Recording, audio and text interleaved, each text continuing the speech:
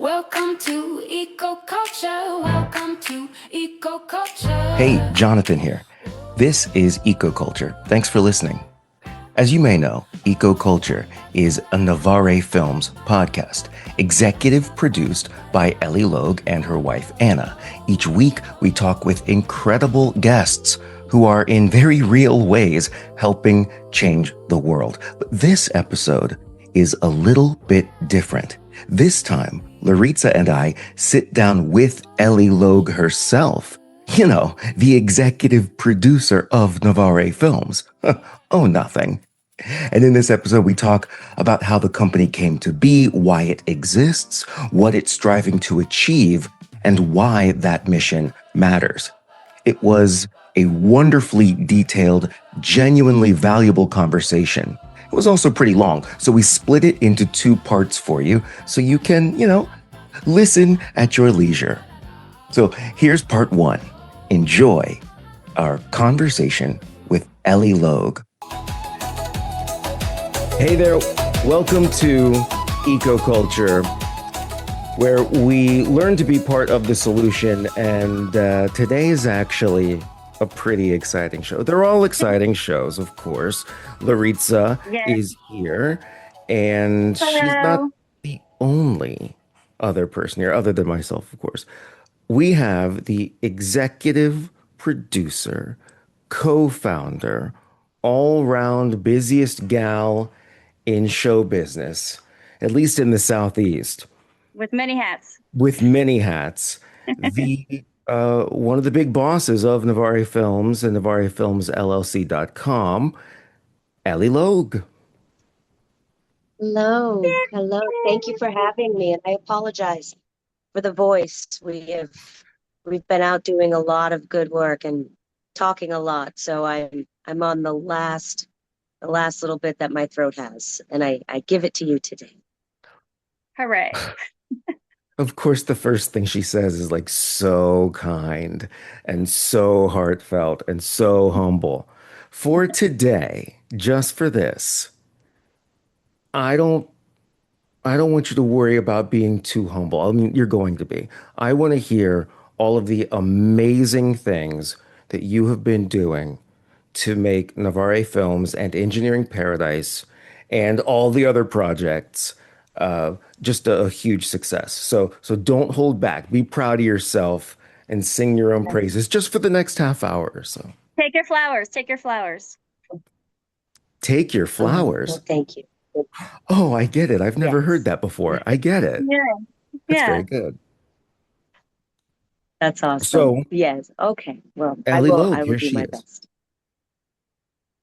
Hi. Great. Well, Hi, then I'll everybody. start. I'm going to start with a question. Okay. And I'm going to start at the very, very top. Novare Films. Yes. That's a production company. And running a production company is a full-time job, period, let alone doing other gigs and other projects. Why start your own production company? And then why start one with such a rare mission? And you can tell us what that mission is as well. Thank you for the question. I opted to go in this direction, and it wasn't one I intended on. I didn't enter the film industry with the intentions of ever owning my own production company. I fell in love with entertainment across the board, from live performing to even modeling commercial print work.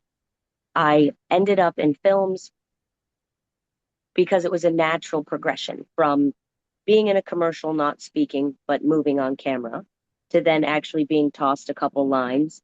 It just segued right into film and TV. I apparently looked like a lot of other people, and I have an athletic background.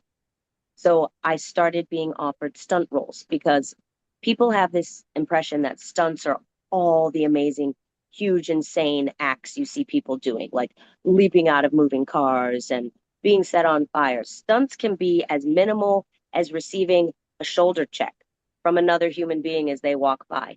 It's any physical action whatsoever that you do not want your primary talent to engage in because of possible injury, or your primary talent has to interact with other actors, but in a more physical manner.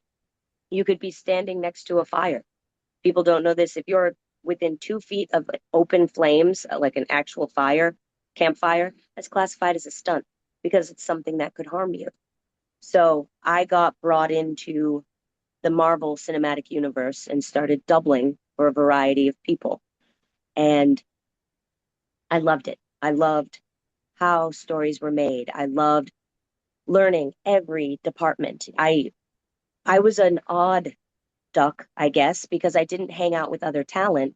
I went and talked to crew. I wanted to know, what were they using? What was that? How does it work? Why do we need it? What does that even mean? And I spent years just asking all of these questions and studying from the inside. And I realized there are many, many, many, many people in this industry that are here for the art, but it is a business, and it got too commercialized, too corporate. The movies, I felt, started to take this turn where it was brand heavy. We were making films because a brand wanted to be in a film and be promoted, not that we had this story already so beautifully written and a certain brand fit into the picture.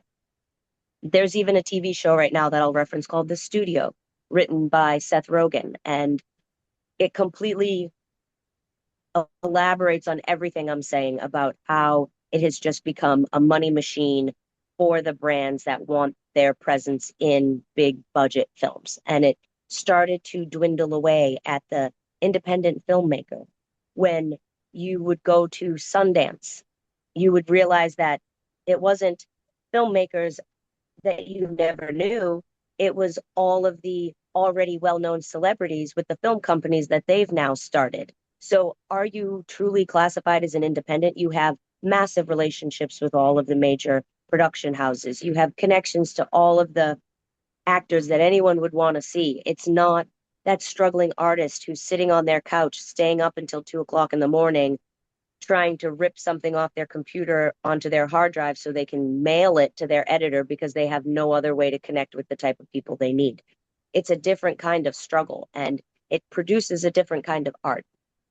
I did not want to leave the film industry, but I wanted to do it on my own terms. I wanted to create spaces for creatives where they weren't micromanaged. They were given the opportunity to expand themselves to their wildest dreams and be supported fully.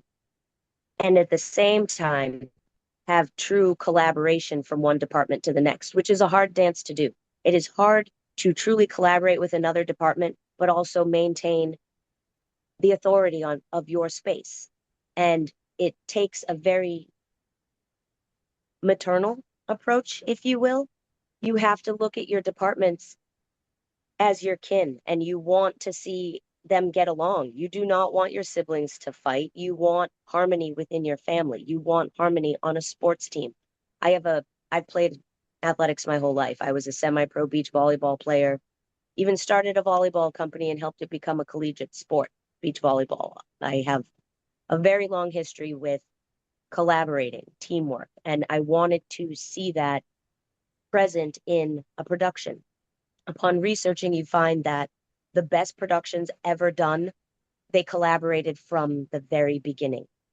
The music department was sitting there when you were discussing the script before you ever got to your storyboards. So when you are designing your storyboards, the way the music syncs with them is seamless. The best things come out of working together from the beginning. And that's who I wanted to be. I never wanted anyone to yell at anyone set. I never wanted anyone to feel bad at the end of their day. I wanted a true work-life balance. I've worked 17 and 18-hour days. For lack of a better expression, I'm not curing cancer. I'm creating art that helps fill people's souls, inspire them, maybe, make them laugh, whatever it is I'm a part of. It matters. But we are not on the verge of trying to crack the code to save all humanity from illness.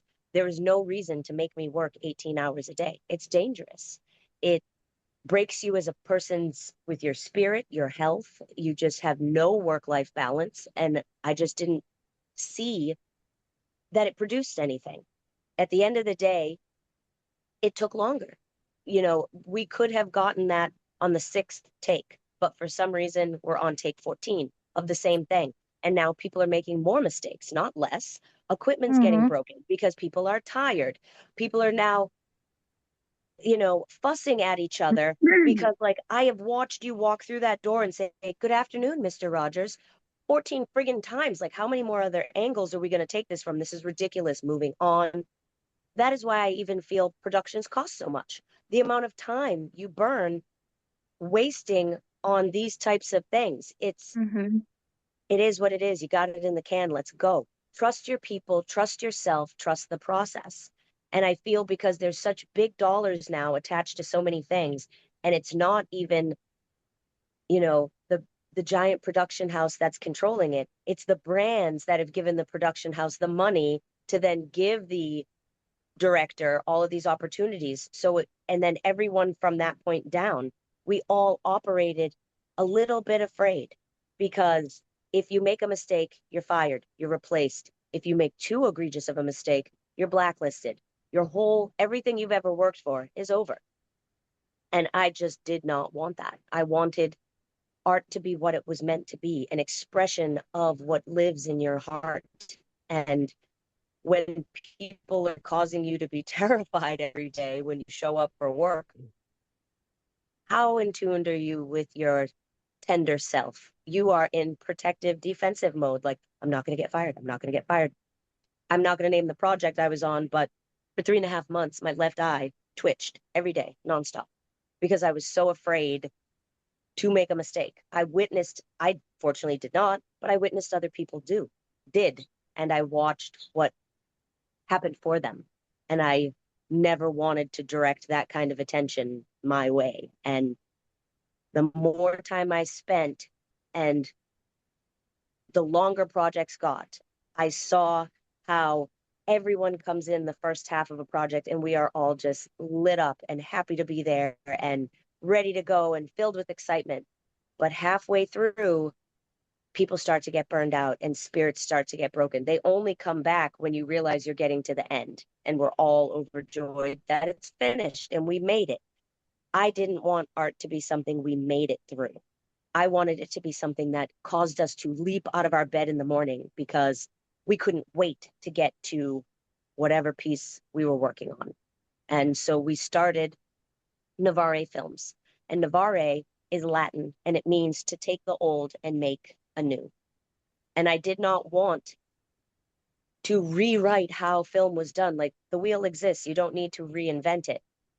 But how far you inflate it, what the tread is made out of, how quickly you drive it, those things needed to change. And so we came into existence and made Novare Films. And then every person, there is always unbelievable shining souls that are on sets that you meet.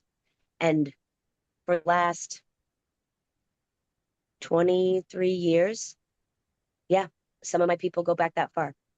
I've just collected names and I've always stayed in touch. I knew that one day I'd be able to call this person for some kind of reason. And as we started to build out our staff, I've tapped upon every single one of those amazing entities. And that's why I am so unbelievably proud of this team.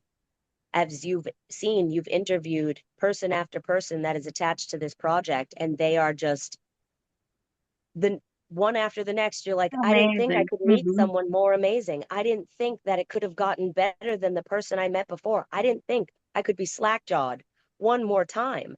And every person who walks on, they are that way. And even as I sit and re-listen to their interviews, I learn more about them that I'm like, I can't believe I didn't know that about them already. I am amazed. These are amazing, amazing people that by all means should have been the heads of departments already for the last decade. But That is not an of, exaggeration at all. no, because of I internal am floored. politics, they are, because of nepotism, internal politics, because the film industry is so close-knit and tight that it is very hard to break into and takes you decades to prove your worth. And even then, you still might be the second hand to the top. even though you are the one who is the glowing person creating everything. It should be you. It's just not. I went and pulled all of my friends that were those people and said, you are the head now. And I'm going to give you a generality of what I want. And then I want you to run with it. And you have free reign. Let me see how far you can go. I want you to go as far as you can. And they have, not a one has failed me. How did you decide to make Novare Films and Engineering Paradise, the show that we're going to talk about in a minute? How did you come upon the decision to make it uh, Mhm. eco-responsible, and why? So, how did you Yeah, come up with that? And then why do that? Because that just makes it more difficult, I think. it does. And it doesn't. We're taught to believe it makes it more difficult, but it's not. And some of the green solutions that are available, they intentionally, and I say they, I'm going to talk about corporate society at large. We are slaves to a very specific machine, and they do not want that disrupted. That disrupts their cash flow. So they have convinced us that the way we live, is the right way. It is the easy way. It is how we are meant to. But if you look at a grocery store aisle and they say, this is what life should look like, and that's normal.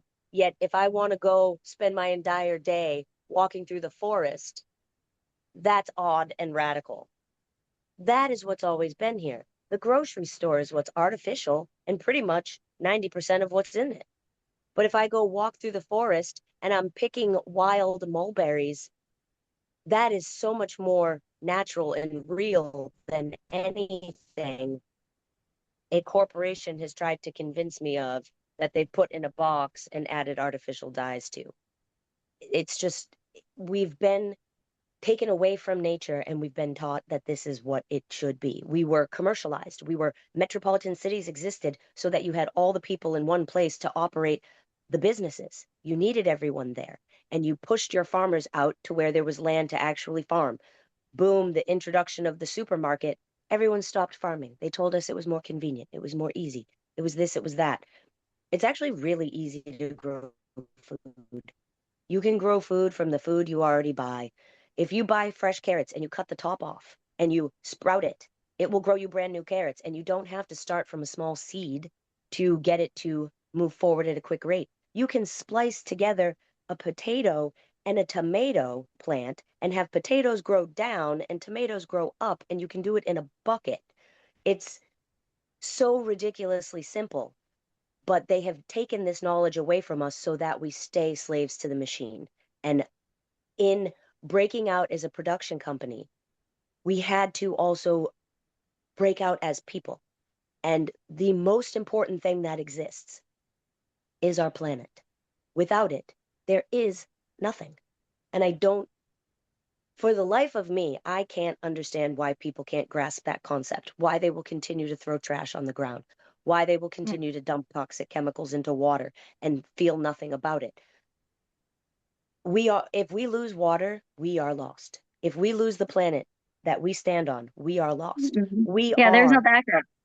there, we No are of backup. the planet. They have proven it began with amoeba in the ocean and slowly crawled out. And evolution, Christianity, I was raised Roman Catholic. We've been taught Adam and Eve. Science teach us there is an actual evolutionary process. And I believe in a higher power beyond myself. I believe that there's an energy that connects all things living, and they have been able to test that and scientifically prove that. I believe that personally is what we call God. It is the binding energy of all life forces, all things that work in harmony. The only thing out of step on the planet is us. And we are now causing chaos for every other living entity on the planet. The circle of life is real. We need to get in line with it. We were once, we are not now. And we must. We have no other choice. If anyone wants to keep living, there is not another answer. And the show we created, Engineering Paradise, We launched this during COVID. We were originally doing a travel show called Beautiful and Bizarre, and it was about new ways to live, stay, and play. We were addressing sustainability and new ways of doing things, but we hadn't taken it to the level that we are at now with Engineering Paradise. Even we still had it a little off because we were still very commercialized, still living within that pocket. But COVID separated us for so long. And Anna and I, my wife, co-creator, co-producer, co-all things, co-owner of Novare and Engineering Paradise, we were for a year and a half stuck on an island in Beaufort, Georgia, called Lanier Island, in the back part of a campground that they were going to be renovating. So we lived there in complete isolation for a year and a half during COVID. On this island, we had waters that surrounded us, beautiful trees, deer came out every day. We had developed a relationship with nature that I had only ever seen in Snow White. I could open my window and talk to a deer, and she would come to my window. She even brought us her babies to say, these are Oh, my new little ones. And we would throw, apples and carrots and different things to them. We got to witness things I have never seen in all my life. And it was the most amazing. I watched a baby raccoon that was lost go up to a young buck deer and ask it for help, and the deer throw a fit at it. Like, they have personalities. They do all of these things. We watched the same plants blossom and then die and then come back the next year stronger because we had given it a little bit of fertilizer. We watched our impact on the planet, and we realized we must do more. So we started searching for every sustainable green company that existed globally that provided true solutions for all of the crises we're facing. And then we were like, okay, what are the crises? And there are 5 major macro problems plaguing our world. And that is the climate crisis, the housing crisis, the food crisis, our humanitarian crisis. And then we have just our water. Our water is such, what we have done to nature is just, I can't, I'll cry. So I'm not going to dive into that at this moment. But those are the 5. And if we answer those 5, we can reclaim our lives, we can reclaim our humanity, we can reclaim the planet. And we are all brothers and sisters of the same ancestors. We are one. I am you, you are me. I am that tree. We all contain the same atoms. It's just slightly arranged a little different. So that came out as a tree and you came out as Jonathan. It is what it is. And we have forgotten. We have become disconnected. We have fallen into technology. We have isolated. We have gone into a world of corporations and concrete buildings, and we have forgotten that we all used to once run barefoot. When we're born, we do, but as we have been shaped and grow, it's put on shoes, act right. Why are you playing with that tree? Go play with AI instead. Like, what? No, it's just not. And so we birthed Engineering Paradise, and we thought, okay, we want to do a show that answers all of this. How do we do that? And then we realized it starts with our own home. We have to create a green, sustainable, regenerative homestead where we answer the unhoused question. We now have a house because we were nomadic for a while ourselves. And how can we create who has a climate resistant, affordable, easy to build home that everyone could have? And we found a company called Technoblocks, and they manufacture a house that can withstand up to category 4 hurricanes. It is fireproof and it is waterproof. It is made of modular panels that interlock and bolt to a concrete foundation, and it has a living roof. So you cover your roof with dirt and plants. So this roof eats carbon and produces oxygen. So for all these trees they keep cutting down, my house is replacing them. A 1-bedroom is under $50,000. It takes 4 people, 4 days to build the entire exterior shell. That is the answer to the housing crisis. Anyone can get a loan and afford a $50,000 house. You And get a Ellie's patch not of joking. If land, you want you can move. information, oh, sorry, Ellie. I think you froze there for a minute. I'm going to come back. I also want to say though, if you want more information, not only on Novare Films LLC, because I'm sure, just like Laritza and I'm sure you're mesmerized by Ellie and her heart and her brain and the way she describes things. I'm sure you're curious. So Everything. go to NovareFilmsLLC.com. That's spelled Novare filmsllc.com. And on the homepage is a video that depicts and describes, explains technoblocks, what Ellie's talking about right now. And you can see these homes that she's describing. It really is cool. And it almost makes you think, how was this not done sooner? How do we literally have self-driving cars and flying cars before this? So not And I, not to cut you off, Ellie or Luis. Keep going. I just want to make sure we get those links out there. Oh, no. well, I think Thank you. that Thank you for sharing that. And I can even tell you how and why we don't.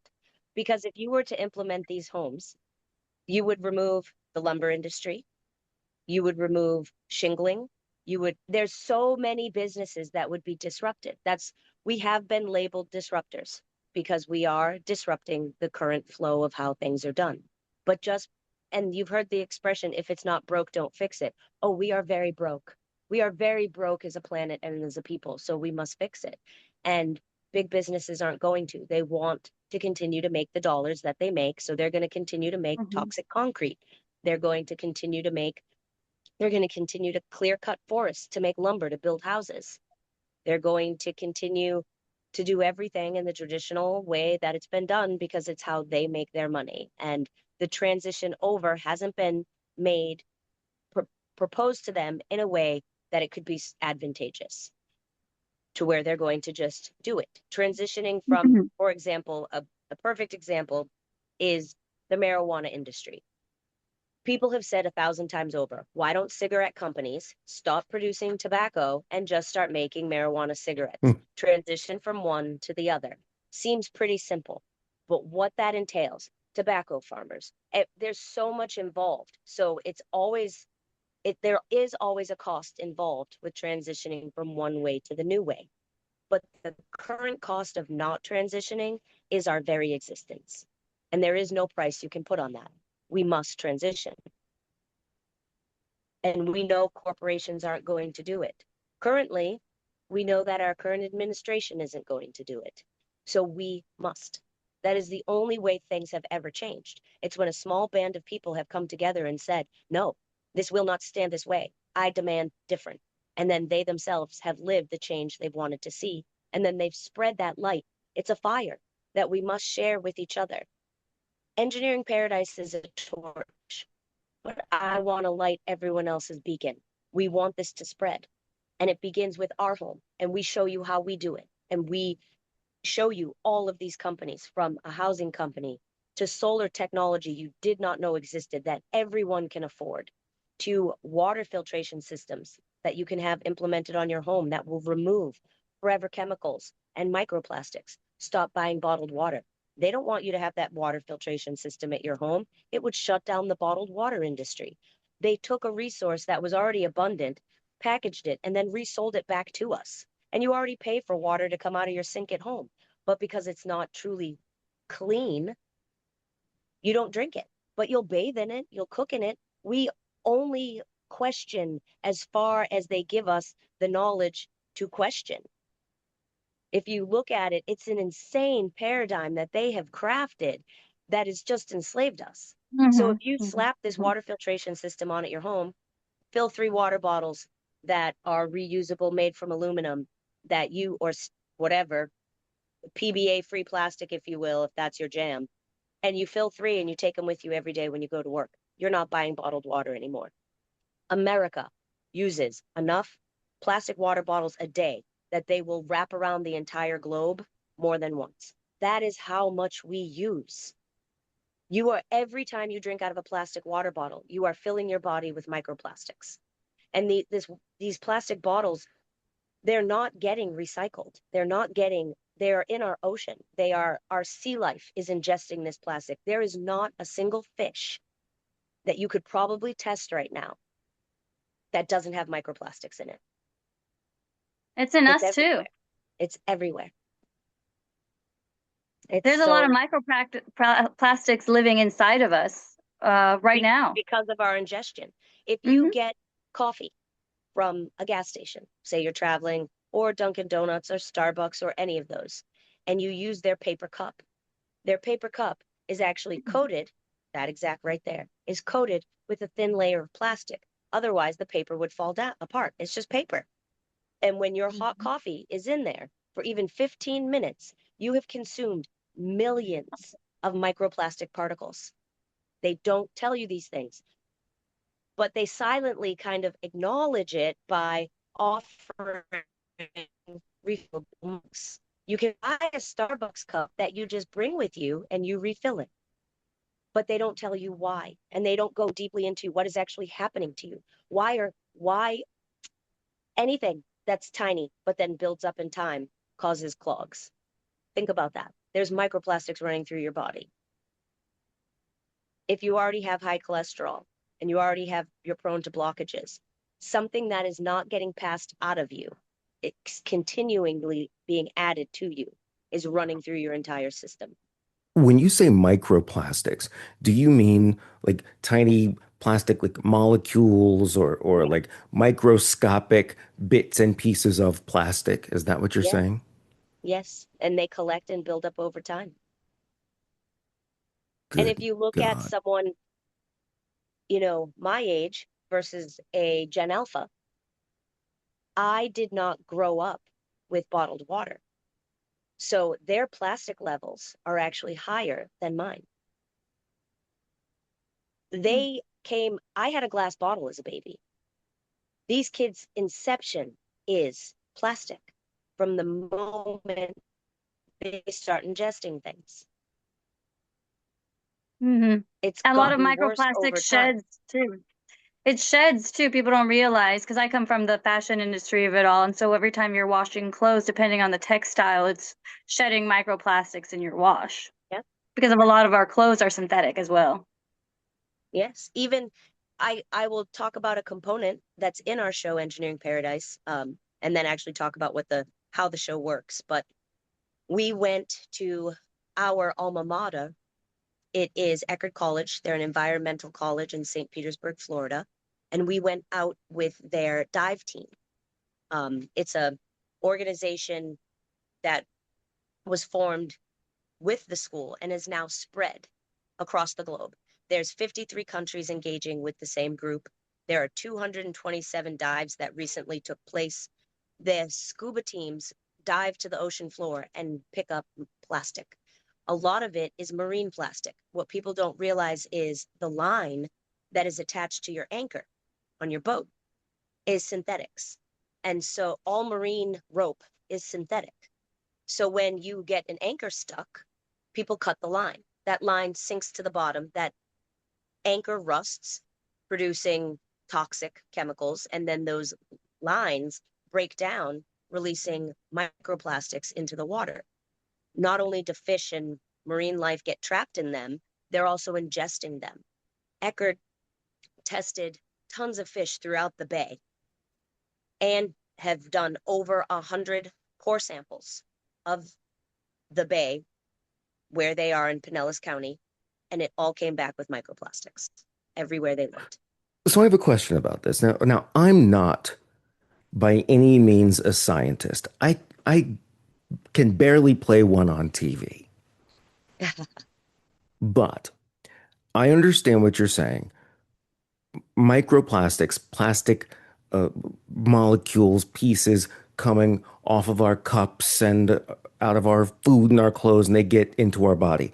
But if I keep my water in an aluminum water bottle, is it any better to have micro metals in me? I mean, There a is no little bit of micro metal. anything that you That's not how put that There works. is no something micro in metal. comes off, right? No?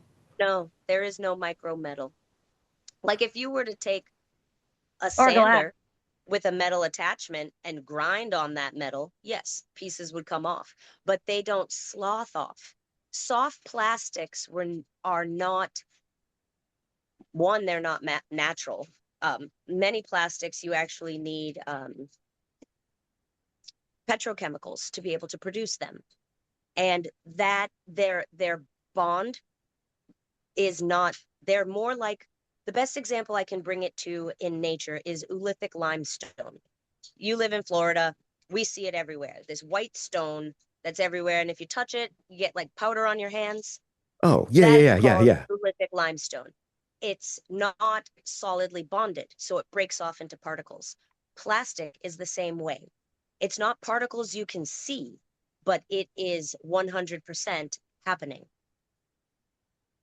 So that's Oh, something I can visually give you to try to That's a explain really like what's good happening. example, Ellie.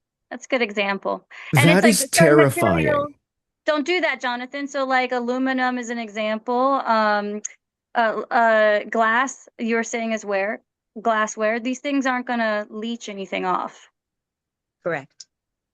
So it's a Glass simple. is honestly the best. That's absolutely horrifying. Hey, it's Jonathan. Great stuff, right? What I tell you, that Eli Logue, just incredible. Such a wealth of knowledge.